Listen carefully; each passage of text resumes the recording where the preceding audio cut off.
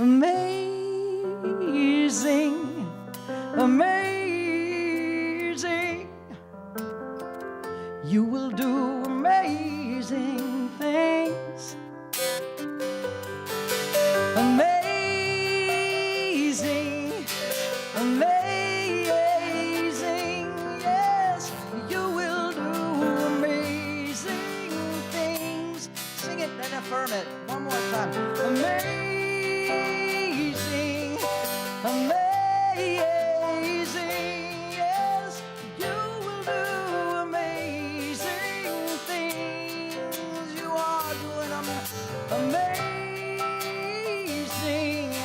Amazing, oh, you will do amazing things. Beautiful, beautiful. Thank you, Coleman. Well, good morning, everyone. Wow, great to see everybody. Thank you for braving this beautiful weather. It's always an adventure, isn't it? Well, this is the second in a two-part series of lessons on reincarnation and karma and resurrection, not necessarily in that order. In our first lesson, we talked about this idea of reincarnation as being a part of the divine plan for each of us as we are moving forward and growing toward what? Growing toward what? That's a question, really, isn't it? What is it we are growing toward? Well, one of the things that we have learned through many of the scriptures, both the Christian scriptures and many other scriptures, is that we are actually growing toward being more of who and what we truly are. And who and what we truly are, in unity, we understand that we are created in the image and after the likeness of the divine. And so we are evolving and we are growing more and more toward being and expressing more of that unique divine nature that is in every one of us. And so we've kind of established this idea of that there is a master plan and that reincarnation is a part of that plan. And so part of the idea behind this is that we are here to really develop more of our unique spiritual gifts, and we are given amazing and wonderful opportunities to do amazing things and to be the amazing creations that we truly are. And we're here to learn many of the things that are not who we are. We have a tendency to identify a lot of times with things that are not real, that are not true. They're not the truth of who and what we are. And so part of our work as spiritual evolving souls and spirits is to begin to peel off layers that are no longer the truth of who and what we are. And reincarnation is one of the opportunities that we have to really discover even more, not only of who we are, but also to begin to discover and to let go of those things that are no longer, that are not really truly who we are. And so we are evolving into what Charles Fillmore referred to as our Christ identity. Our Christ identity. And so in a real sense, we are evolving into from this process of reincarnation that is based on laws of this human physical world to greater, more expansive laws that perhaps we don't yet understand, that we don't perhaps yet comprehend. And part of our work is to begin to come into a deeper and richer experience and knowing of these spiritual laws that are perhaps beyond the physical realm, beyond the mortal realm.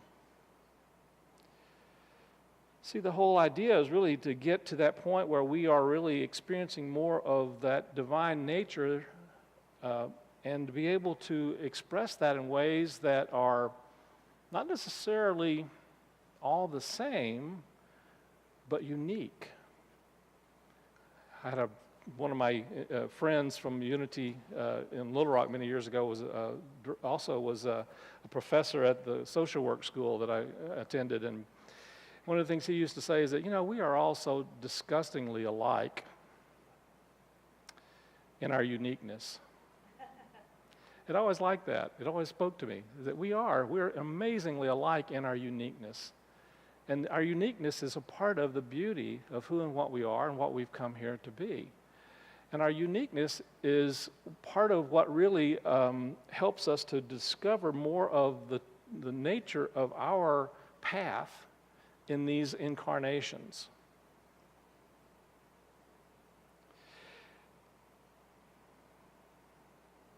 And so we're learning to develop an awareness of not only who we are, who we've come here to be, but also who we are in the eternal realm of life.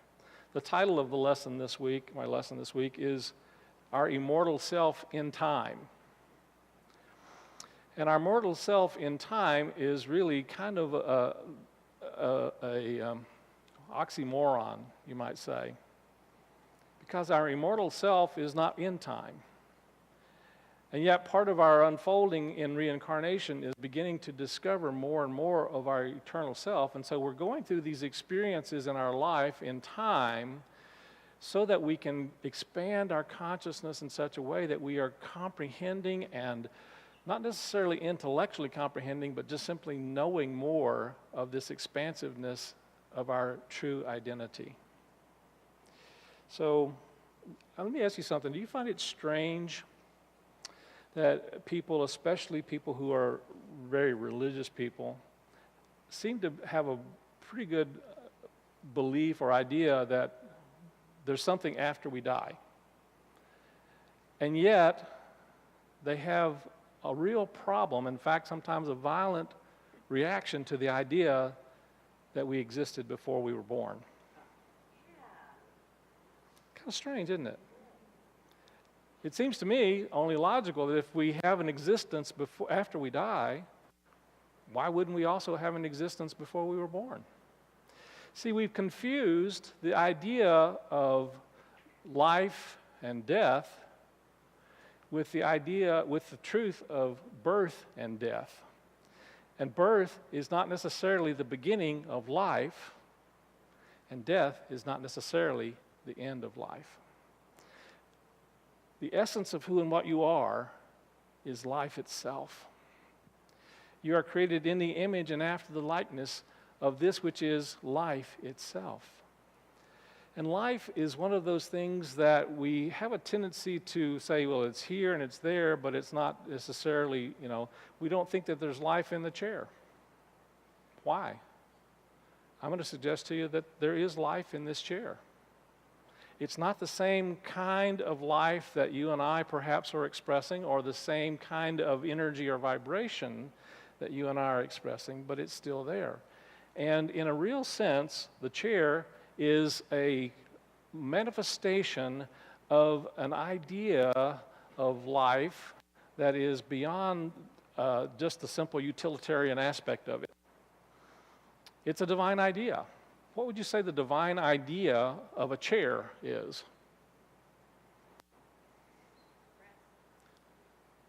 Rest. That's a good one. Support. Yeah, that's a good one. Comfort. Yeah. Creation. Yes, exactly. Beauty. It can be, absolutely. But of course, beauty is in the... But isn't it true that all of these other things in a real sense are in the conception of the one perceiving it, the eye of the beholder? And so there is an aspect of everything in this universe as it is expressing in some way a divine idea. And part of our unfolding in our spiritual awareness is learning how to recognize the divine idea behind the manifestation. Well, that's true of our physical beings as well. We have an identity, we have a divine idea that is at the essence of who and what you and I are. And one of those divine ideas that is at the essence of who and what we are is the idea of life. And life in and of itself is eternal and ongoing. One of the things that this series is based on, a series of lessons by one of my mentors and teachers, Jack Boland. And Jack was just a beautiful, insightful mystic, and I just gained some significant awareness from being in his presence and being coached by him to some extent and at different times and listening to many of his lessons. And one of the things that Jack really says is that, you know, we tend to think when we think of reincarnation that we have had many lives, but that's not true. We have only one life, and we've had many forms that life has expressed through. And so I talked a little bit about this last week, is that we are here living out an expression of this divine idea of life in a particular form that maybe was slightly different than the one we were in last time, if you accept that, if you buy into that, if you believe that. And so part of our work is to really tune into not so much the physical form or the personality that we are living in and through in this lifetime, but learn how to disidentify or identify at least less with the form and identify less with the personality so that we can really tune into more of our identity. So let me ask you something. How many of you have ever trimmed your fingernails? Or how many of you had someone trim them for you, perhaps? I don't know. So when you are trimming your fingernails, let me ask you something. Do you feel like you're losing a part of yourself? Sometimes. I know that those of you who spend a lot of time painting those, I realize that, you know, that sometimes you may feel like that's a part of you that you're losing. Exactly. I got you. Okay. Yes. Okay. That doesn't spoil my analogy, I want you to know, because that's still becoming identified with something that's not true and not real and not you. Wouldn't you agree? Yes. And yet, we get really, really attached to the rest of these physical forms. And there's a time when these physical forms, it's necessary and it's time for us to let them go and to move on to something else. And yet we freak out over that, don't we? Why is it that in so many, and I would say even especially in our Judeo-Christian heritage, you go to a funeral where someone has basically trimmed their body so that they can move on to other things. And it's primarily it is a time of great grief. And I'd say to you, it's because we don't really understand this idea that we call death. You see, I had this great experience. Looking through this series, I have to say that I have been extremely blessed, and I'm kind of looking back on the people, the amazing people that I've had the opportunity to connect with and participate with. I had the great privilege of having Dr. Elizabeth Kubler-Ross come to my church at Charlottesville, Virginia. How many of you are familiar with Elizabeth Kubler-Ross? She wrote the classic work, Death and Dying, and did this amazing research on people who had gone through the experience of dying and then coming back, and those who are still in the process of making that transition. And some of those were absolutely phenomenal, absolutely phenomenal. And so one of her assistants actually was a member of my church, and she was going through a particular, Dr. Ross was going through a particular challenging time. And so I just said to her assistant, well, have her come to our church and we'll love on her. Sure enough, she did. And so we did. We spent a good bit of time just really allowing her to be nurtured by this spiritual community. And so I felt really blessed that we were able to be a resource for someone who has done such amazing work. But some of the work that Elizabeth Kubler-Ross did was absolutely phenomenal. And she she shared an experience that she had of a patient that came and visited her in her office 10 months after she had died. Now, this is a dyed-in-the-wool scientist, I want you to know. This is someone who just really was there to learn the science of this. But she had this experience and had a conversation with the patient. And the patient had learned that, had gotten the awareness that Elizabeth Kubler-Ross was actually was deciding to give up her work on death and dying, that she was not going to do that anymore because it really was not taking her in the direction that she wanted to go in terms of the scientific community. She wasn't being accepted very well in the scientific community, as you can imagine. And so she had this visitation. And in the visitation, the woman really encouraged her to continue with her work.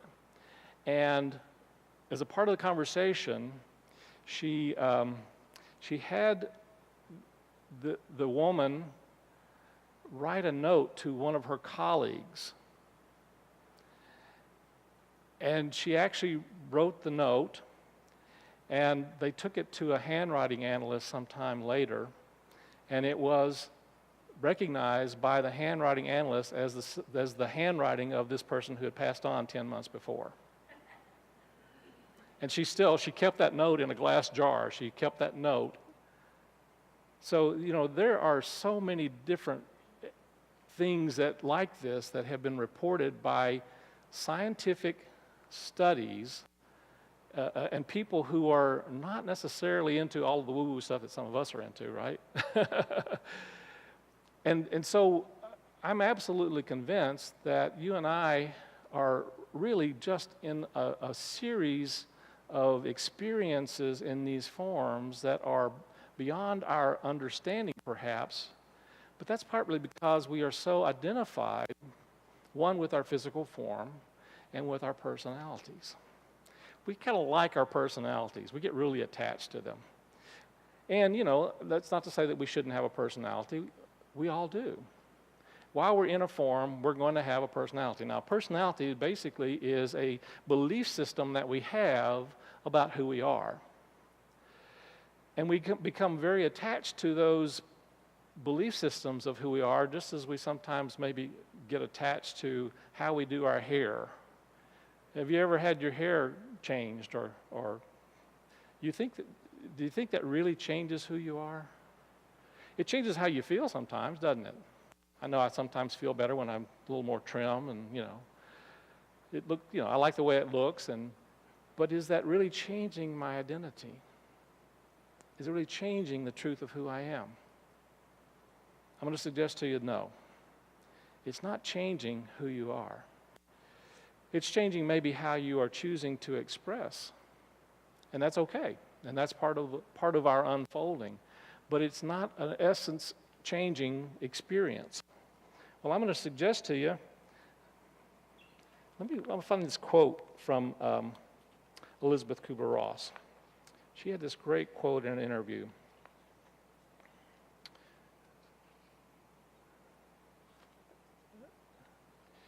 Yes, here we go. She says, "Almost everyone fears death. Yet my research during the past 8 years with people who have been declared dead and have then come back indicates that death is usually an incredibly beautiful experience." I'll repeat that. Death is usually an incredibly beautiful experience. And she has convinced that there's life after death in hundreds of cases. And so, for example, she says people in traffic accidents have been able to recall license numbers of cars who drove by and didn't stop. She had an experience of a blind woman who could see the colors of the outfits of all of the people who were around her when she died, and listed the colors that they were wearing at that time, even though she was physically blind. So there's something beyond these physical senses, and there's something beyond who we think we are in relation to those. And so part of our unfoldment is beginning to recognize that there's something that exists before we were born. There's something that exists after we pass out of these physical forms.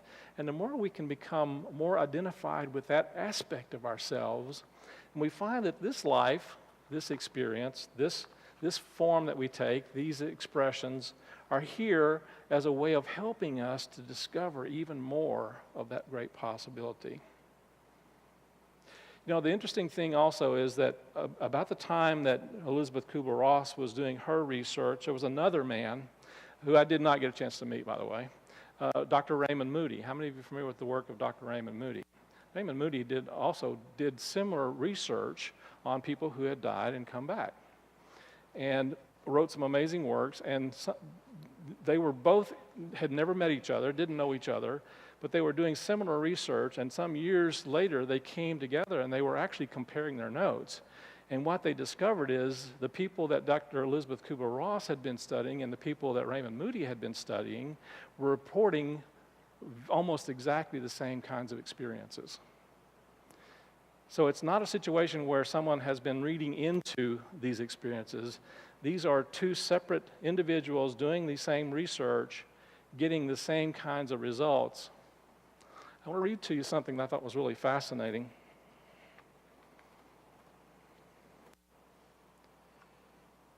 Let me find that.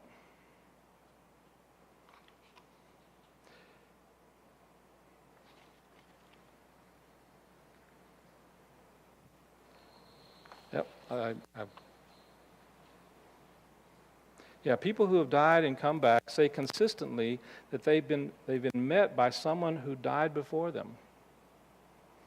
Always always is the report of this presence of light and of law, the peace and certainty, the informed certainty that they experience. Dr. Ross said the children who always want their mothers and fathers nearby when they die also say that they were met by someone who died before them. And in one case, the girl was met by an older brother who died at birth and whom she had never met in real life. And almost without exception, there is a reluctance to return to the physical form. And one of the most amazing experiences, I think I already reported this, but she had this person come into her office. Just amazing stuff. So one of the things that Jack says in his presentation that really spoke to me is an understanding that we're learning through the experiences that we have in this lifetime more about who we are as well as who we are not. But there's a tendency to think that reincarnation is automatically going to be something that we are going to advance in our spiritual awareness, as we go through different lifetimes. And that's not necessarily the case. One of the things that Jack says that I really speaks to me is that we don't necessarily grow through living and dying as much as we do through awakening through living and dying. Let me say it a little differently. Life and death doesn't necessarily cause us to grow, or the act of death itself doesn't cause us to grow. We don't necessarily become more enlightened after we die. In a real sense, the way he described it, I think, is really very beautiful. Someone leaves the room and goes into another room. That doesn't make them more enlightened. Jesus said, in my Father's house are many mansions. There are many levels of awareness, many levels of consciousness. But because we die and then go into another form doesn't mean that we've advanced in terms of our consciousness. And so part of our work is to make sure that when we are living the life that we are living today, that we carry with us from this incarnation whatever we are focusing on and participating in the next incarnation, or even beyond that, into an expression of our divine Christ nature. So, let's see, how shall I describe this? If I walked out of the room, you wouldn't see me anymore. If I walked in down the hall, that doesn't mean that I have necessarily become my divine Christ nature, does it? And yet, part of our understanding is that whatever we are holding in this life, whatever we're focusing our attention on, whatever we're focusing our energy toward in this life, is what we are taking with us in our next incarnation. And so, or even for that matter, in between incarnations, which is kind of another exciting adventure. So one of the things that Jack says that, if we have a lot of our energy focused on gaining material things, interestingly enough, we will take that with us into our next experience. And so we go through this experience into another lifetime, and we are either faced with the opportunity to learn how to gain material experiences, or we are confronted with challenges that will help us to learn how to either do that or to let go of doing that, become less identified with that. Does that make sense? One of the things, examples he gave is that, just a light one, is if you were obsessed with playing golf in this lifetime, when you pass over, you're going to start looking for places to tee up. If you're as obsessed with food, you're going to move into an experience where you're continually looking for something to fill whatever that place is. So we carry those kinds of attributes with us, and for the purpose of helping us, one, to either overcome them or to live through them or to release them. This is what we call karma, and we'll get into that a little bit more in one of the later lessons. So the point really is, the question is, are we really making progress while are we making progress when we're out of the body? And that depends on whether we're making progress while we're in the body. Let me say that again. Are we making progress when we're out of the body? That depends on whether we're making progress in this life toward experiencing and expressing more of our unique divine nature. Because that focus, that intent, that desire of becoming more of who and what we are created to be carries with us. It carries into other experiences. So even if we don't transcend into our full divine nature this lifetime, we carry with us that impetus to unfold and to grow. And it's one of the most valuable, significant things we can do on our spiritual journey, is hold an awareness that there's more to us than we're currently experiencing and expressing, and we're open to learning and growing what that is and how we can live from that place.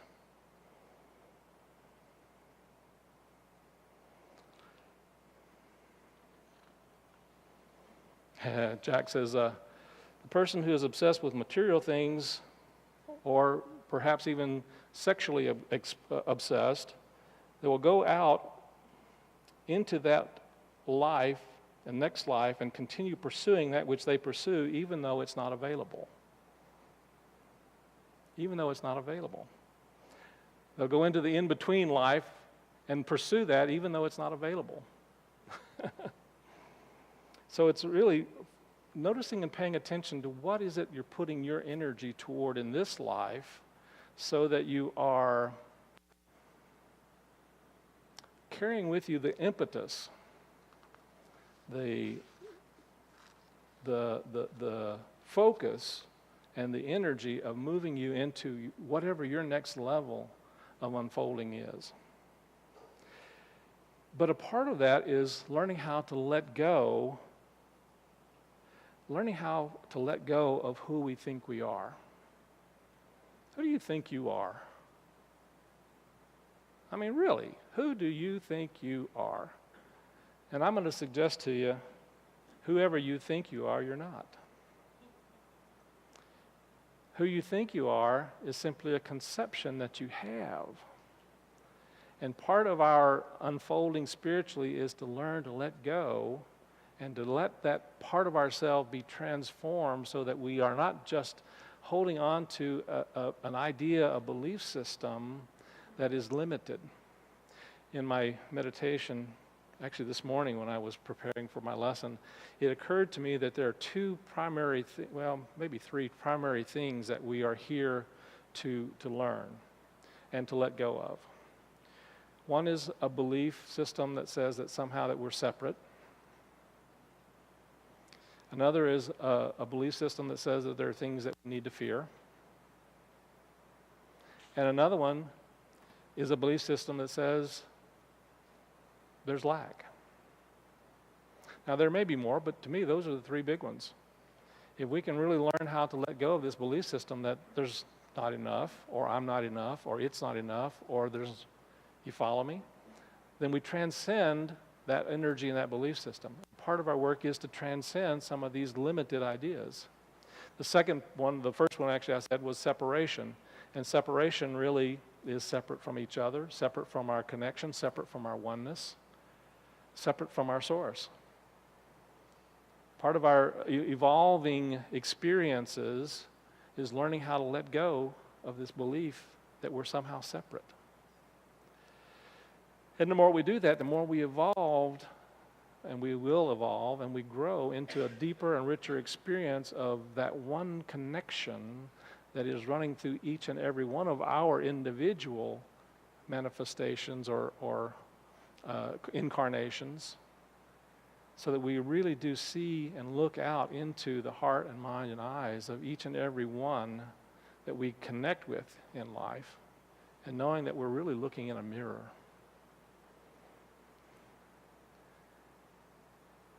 And the question really is, are we willing to love what we're seeing in the mirror?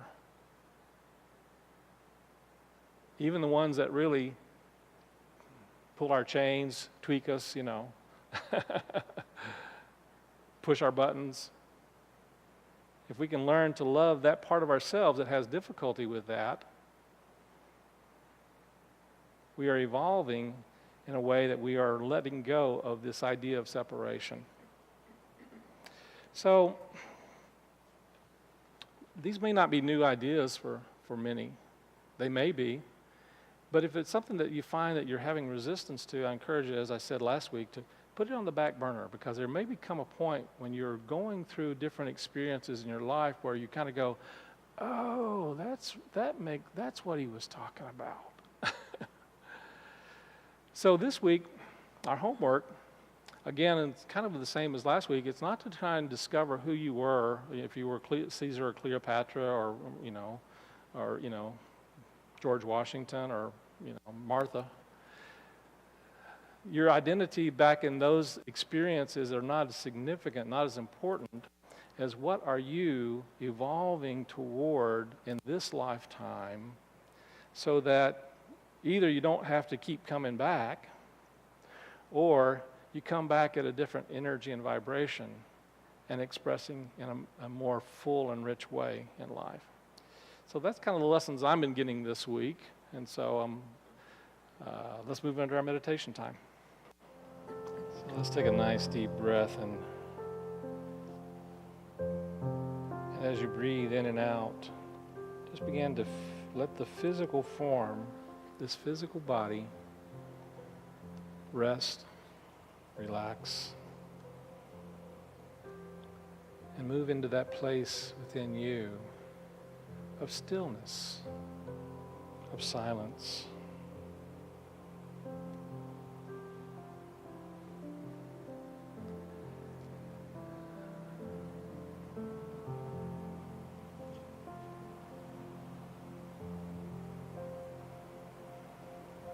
And as we rest in this place of stillness and silence, allow your heart to be open to knowing and seeing and looking beyond your own physical form, your own thoughts, your own feelings and emotions,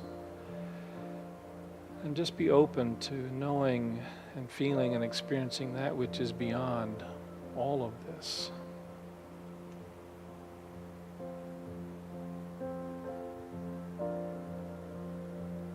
And in this time, I want to share with you a poem called Eternal Vision.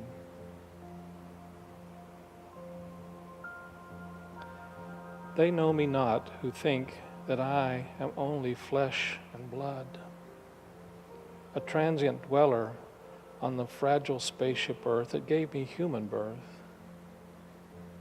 For I am spirit, eternal, indestructible, not confined to space or time.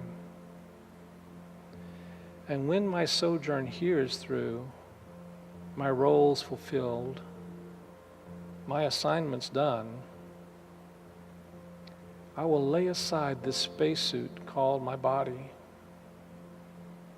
and move on to other mansions, roles, assignments in our Father's house of eternal life.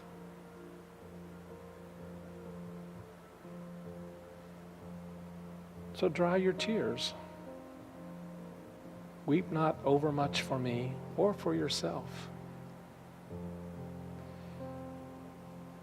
Set me free in the love that holds us all and makes us one eternally. Our paths will cross again. Our minds and hearts will touch. Our souls will shout with joy and laughter as we recall the lives we've lived, the worlds we've seen, the ways we've trod, to find ourselves at last in God.